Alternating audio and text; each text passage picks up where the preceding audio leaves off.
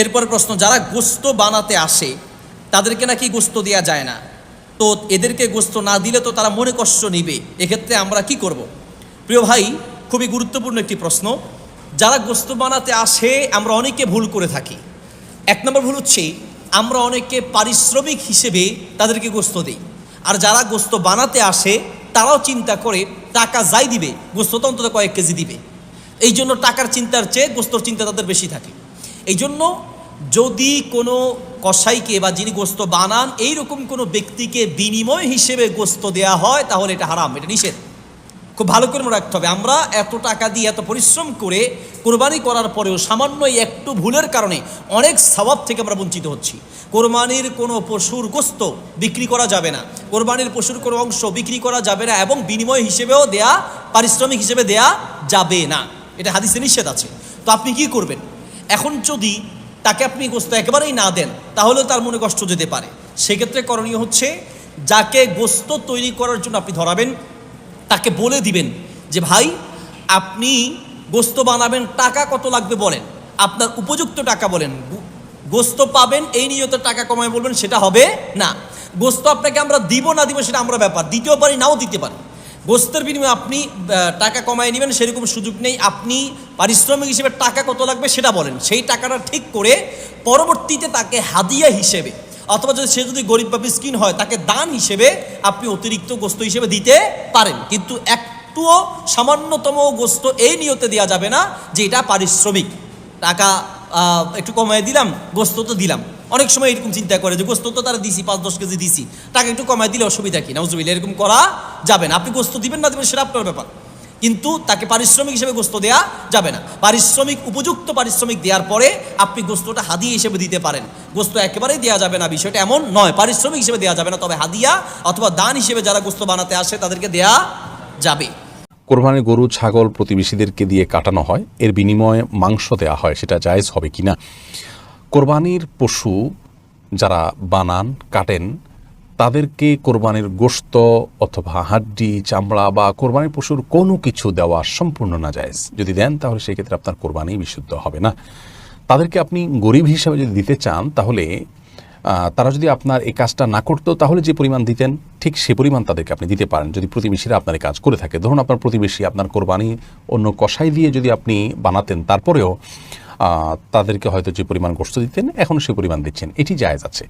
এর বাইরে তারা কষ্ট করে গোশত কেটেছে সেজন্য আপনি তাদেরকে গোশত দিলেন, এটা জায়েজ নয়। কারণ হাদিসে প্রথমত সুস্পষ্টভাবে নিষেধ রয়েছে, দ্বিতীয়ত কোরবানির পশু জবাই করার মাধ্যমে এটি আল্লাহর উদ্দেশ্যে আপনি উৎসর্গ করলেন, কোরবানি করলেন।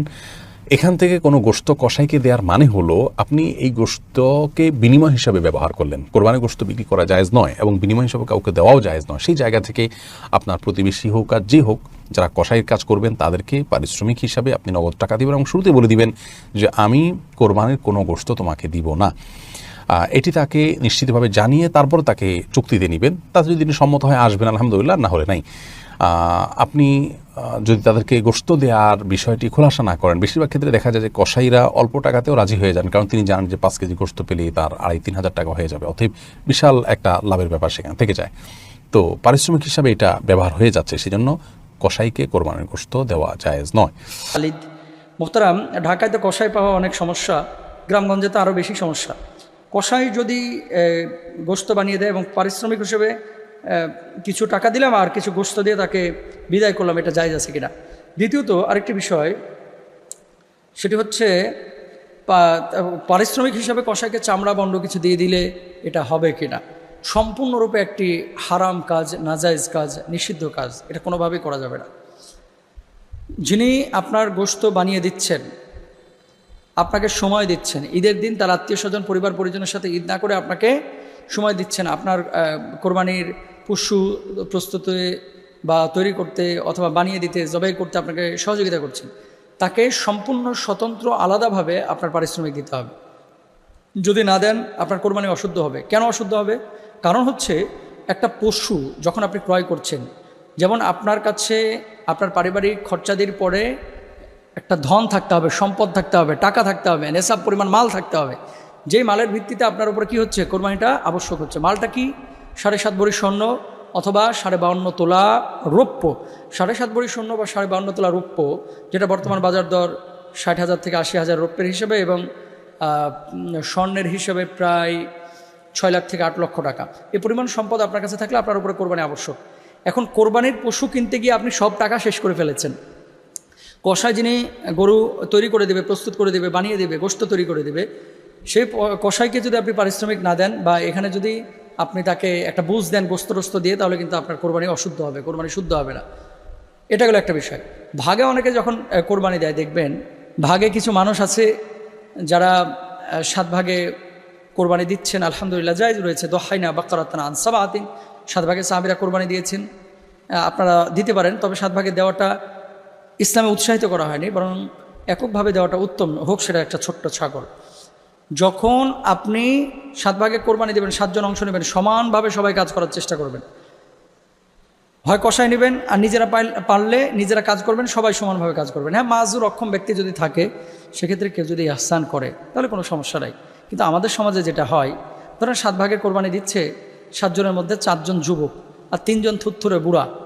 এখন এই বুড়া মানুষগুলো কাজ করতে পারতেছে না, 4 জন মিলে কাজ করতেছে। এই 4 জন আবার চিন্তা করতেছে যে আমরাই সব কাজ করে ফেললাম, ওনারা কিছুই করলো না। এই যে মানবিক একটা অভিযোগ, এই অভিযোগগুলো আসলে আপনারা করার চেষ্টা করেন না, এতে করে কোরবানিটা অশুদ্ধ হয়। কোরবানি একমাত্র আল্লাহর জন্য হবে।